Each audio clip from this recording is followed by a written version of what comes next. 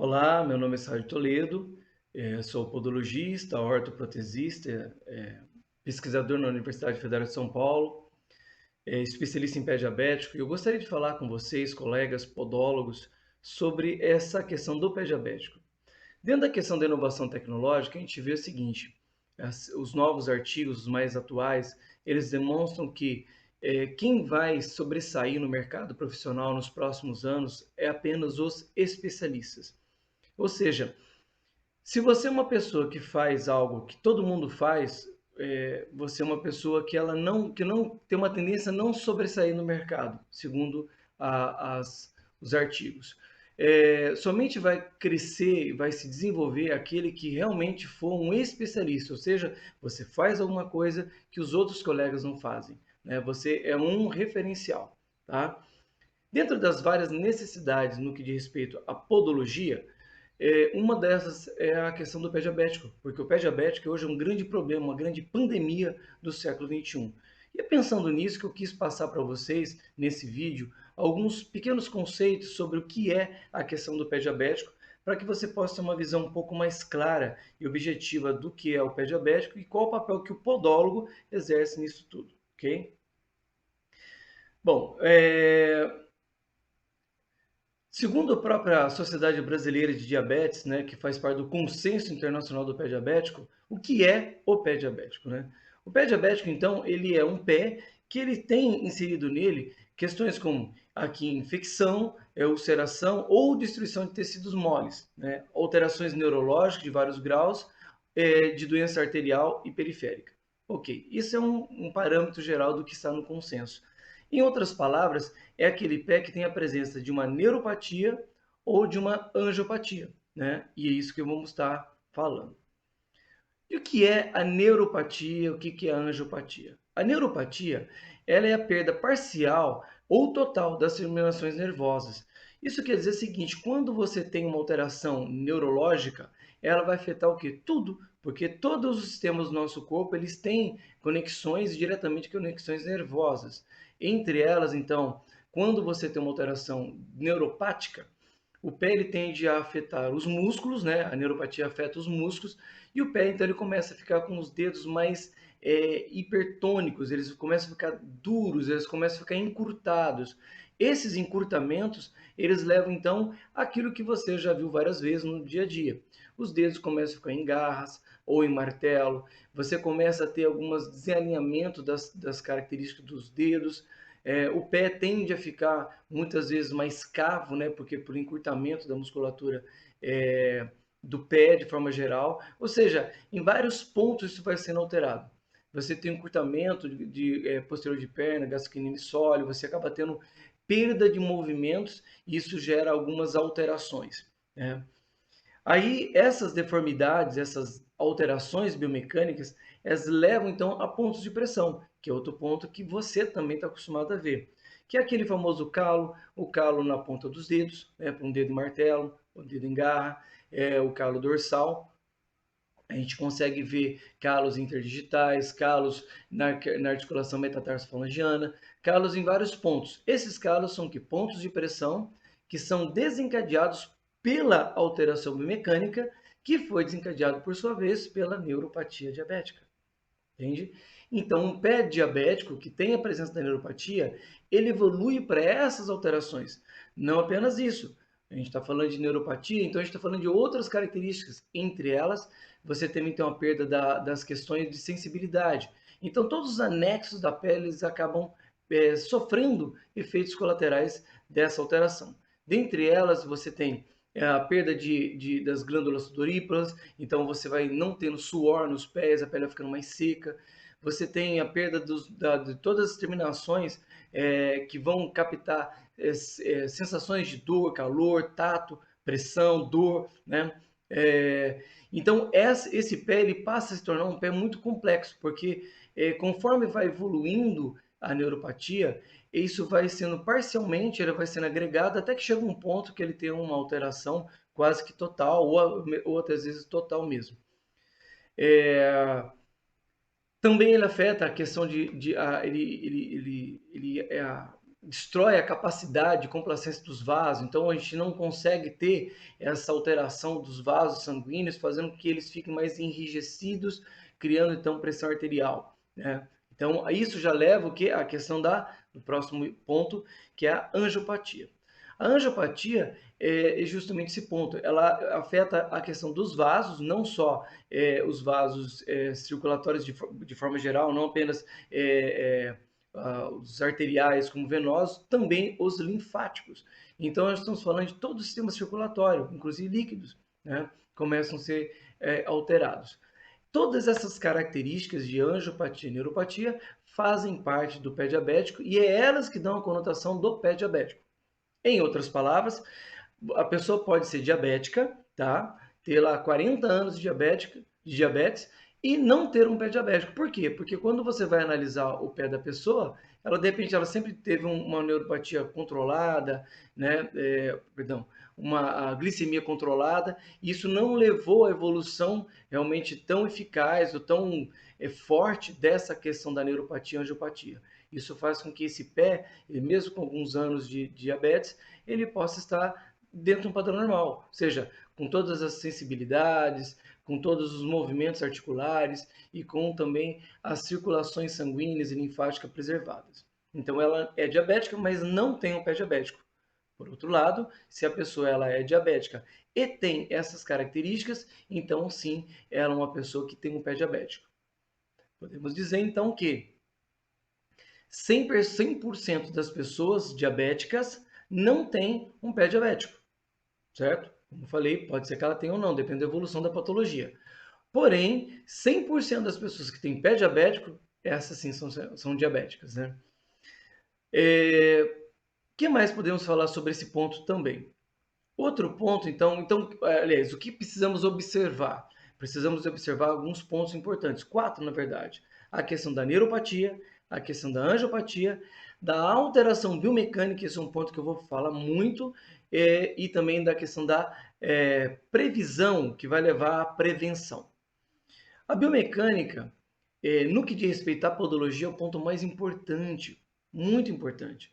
É uma pena que o podólogo, muitas vezes, ele não vê a biomecânica como a sua principal ferramenta.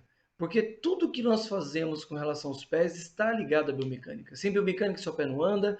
É a biomecânica que responde a algumas dores, algumas alterações, desde uma unha encravada, um calo, uma calosidade, a dores nos pés. Sempre, de alguma forma, existe uma conexão direta e indireta com as alterações biomecânicas. Então, isso é um ponto muito importante que nós devemos falar. No que diz respeito aqui ao pé diabético, essa neuropatia, os encurtamentos músculos, como a gente acabou de comentar, ela leva a essas alterações biomecânicas. E aí é um ponto muito importante, porque esses pontos de pressão, né, que vão levar a um outro processo em cadeia que chama-se o estresse tecidual. Existe um processo de compactação, né, dos tecidos moles internos debaixo daquele ponto de pressão, que isso vai levar a um processo de encadeia que vai levar a uma lesão, né, do tecido. Esse estresse tecidual vai levar então um mal perfurante, que por sua vez evolui para uma lesão por pressão. Essa lesão leva a processos infecciosos, pode levar a uma osteomielite, pode levar a uma amputação e assim vai. Então, existe, perceba bem, um processo em cadeia que em vários momentos nós conseguimos intervir, tá? Então, a gente pode trabalhar no que diz respeito à prevenção, tanto na prevenção, ou seja, atuar no pé diabético antes de levar essa lesão, identificando essas alterações biomecânicas, um pé em risco, e intervir com uma órtese plantar, por exemplo, ou uma ortoplastia, depende do que é o caso, uma orientação devida, um calçado adequado, são vários caminhos que podemos explorar. E também na pós a lesão, ou seja, uma vez que houve uma amputação, o podólogo ele é fundamental para interromper um processo de recidiva, que nós vamos falar até agora adiante. Segundo, então, a própria Organização Mundial da Saúde, no que diz respeito ao profissional, ele tem que estar atento ao índice de evolução da podologia, ou seja, você tem que saber qual é o grau de risco. Grau de risco. Como é que nós identificamos? É aquilo que falou no início. A gente vai trabalhar para identificar qual é o nível de neuropatia e angiopatia e as características que dessas patologias elas evoluíram para outras deformidades, como por exemplo as alterações biomecânicas. Isso quer dizer que o correto é você fazer o teste de monofilamento, de apação, digitopressão, fazer o teste de índice tornozelo-braço, você fazer o teste biomecânico para ver quais são as alterações que tem de pressão naquela lesão ou que podem levar à lesão. Aí você pode trabalhar com vários equipamentos, como pedigrafia, baropodometria, podoscopia. Ou seja, tem uma infinidade de tecnologias e equipamentos que hoje elas são assim à disposição dos colegas. Aliás, até boa parte da graduação em podologia trabalha bastante com essas características, né, com essas tecnologias, mas é uma coisa seguinte que todos devemos trabalhar. Aliás, eu quero até afirmar bem categoricamente agora para vocês que 100% dos podólogos devem entender de pé diabético. Veja bem, eu não estou dizendo que 100% dos podólogos devem cuidar ou tratar do pé diabético. É opcional, né? Existem várias especialidades, mas entender sim, nem que seja para você orientar, para você encaminhar para um colega que possa cuidar devidamente. Aquela visão básica, tipo, pé diabético, eu não vou ser invasivo. Não, essa é uma visão muito arcaica, equivocada e simplória. Isso não é podologia, isso não é ciência. Nós temos que ir muito além disso, por isso nos capacitar.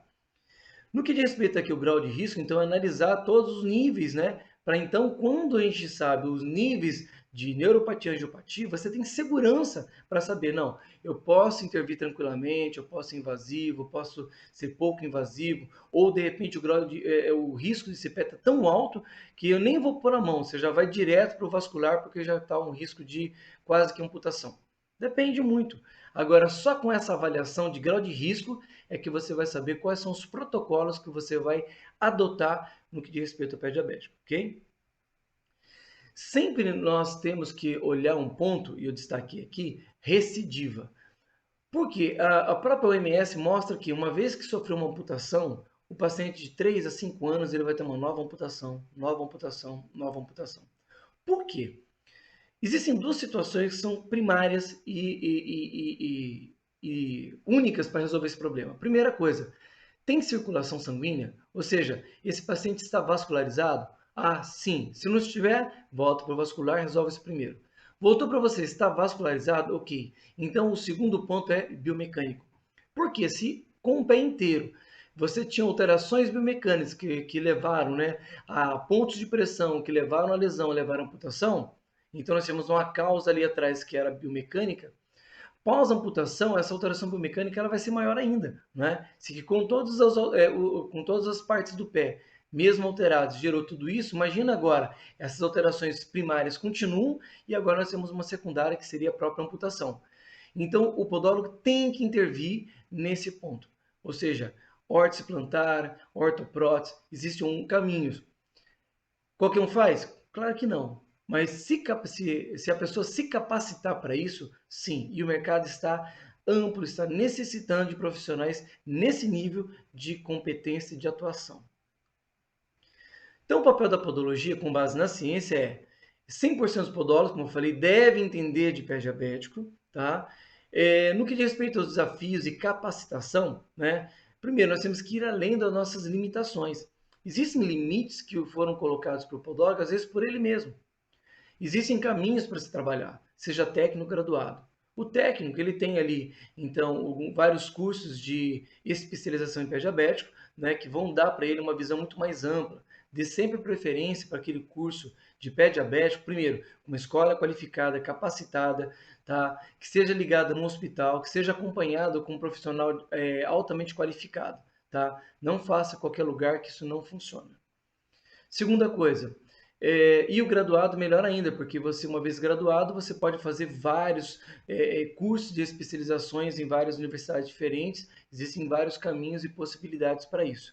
Mas, ou seja, a gente não pode se limitar, tá? Porque existe uma demanda muito grande, uma necessidade do mercado, da sociedade para um profissional qualificado, e a gente não pode ficar perdendo esse tempo. A gente tem que estar sempre se capacitando constantemente e se colocando de forma apta, né? É um processo contínuo de aprendizado. E por último, a questão da biomecânica, né, da lesão por pressão. Ou seja, o podólogo ele tem que identificar essa questão da alteração biomecânica. Aí outra afirmação que eu faço para vocês também. 100% dos podólogos devem entender de biomecânica.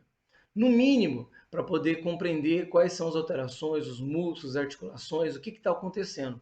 Se você não trata, encaminhe para um colega que possa fazê-lo, mas a gente não pode deixar passar batido essas alterações. Se tem um calo, uma calosidade, você tem uma alteração biomecânica. Então tenha uma visão ampla disso, não tenha medo. Muitas vezes a biomecânica ensinada no curso técnico é muito pequena, é só até pela carga horária pequena, né? Então você tem uma certa visão, então um norte só, mas ela não é uma biomecânica clínica, né? Para identificar realmente as patologias, o músculo, o tendão, a articulação e principalmente saber como atuar sobre cada uma delas. Mas enfim, dá para se capacitar e deve se capacitar. Fazendo isso, a gente consegue suprir a demanda do mercado. Se você estiver pronto, você pode. Esse é o ponto. Tem que estar pronto. Se você está apto, você pode atuar. Tá? Então, para isso, nós temos que abrir a mente. Abrir a mente para novos desafios, para novas possibilidades. Nós temos que procurar crescer profissionalmente, né? E para que a gente possa, então, vir a se tornar referência no meu bairro, na minha cidade, né? E assim vai. Porque quando você tem uma boa capacitação, você tem reconhecimento profissional e, consequentemente, o outro ponto é dinheiro, porque daí você acaba ganhando. Lembra que eu falei no início que o profissional especialista, ele é que vai ter, que vai crescer, que vai se destacar e, consequentemente, que vai ganhar dinheiro no mercado? Esse é o ponto, é verdade. Então, um especialista, ele sempre tem procura. Veja bem, se você é um médico, ele tem um paciente diabético, ele vai encaminhar esse paciente para você, podólogo, se ele tiver certeza que você é um profissional altamente qualificado. Se você está numa clínica e não num salão, obviamente. Se você está pronto e você tem experiência, know-how para poder lidar com aquilo, ele encaminha, entendeu? E assim vai. Eu sei porque eu vivo com isso já há mais de uma década lidando com esses casos e a gente tem uma procura gigantesca por isso aí. Então, seja referência, né, se capacitando para a gente lidar com o pé diabético. Bom, eu espero que ter só dando uma pequena, né, esclarecimento sobre o que é um pé diabético para vocês e tentando mostrar para vocês um caminho e a minha ideia é incentivar, empoderar vocês para que vocês possam continuar seguindo e crescendo, se capacitando, se tornando cada vez melhores, para que a gente possa olhar para a podologia brasileira com muito orgulho e ver que realmente nós temos alto profissionais, um nível altíssimo de podologia que a gente possa um dia chegar a um ponto de nos comparar com a Europa ou quem sabe os Estados Unidos, ok? É, eu estou para lançar um curso voltado ao pé diabético, caso vocês tenham algum interesse também sobre esse tema, eu vou deixar o contato aqui da Cleide, que ela tem feito algumas coisas para mim dos cursos, então fale com ela para ver a questão data, outra coisa, e aí em breve a gente vai ter algumas novidades para vocês, ok? Muito obrigado pela atenção e estou à disposição. Um abraço.